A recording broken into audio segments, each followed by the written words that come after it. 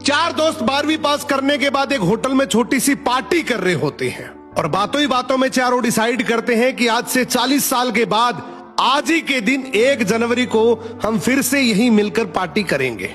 और हाँ, जो सबसे आखिर में आएगा सबका बिल वही पे करेगा। होटल का वेटर भी ये सब देख रहा था, कहने लगा 40 साल बाद अगर मैं भी यहीं रहा तो आपकी ये पार्टी जरूर देखूंगा। ठीक 40 साल बाद पहला दोस्त होटल पहुंचता है तो देखता है वो होटल अब 5 स्टार बन चुका है।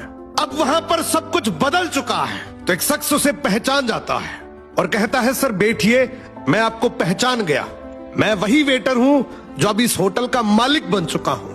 वो कहता है क्या बात है।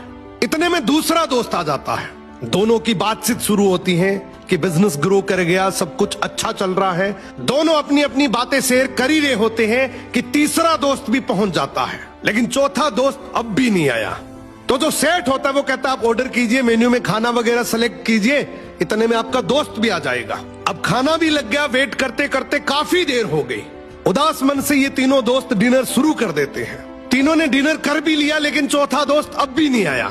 अब जब बिल देने की बारी आती है तो कहते हैं कि विकास तो शायद बहुत बड़ा आदमी बन गया, हम सबको इग्नोर कर रहा है, चलो हम ही बिल पे कर देते हैं।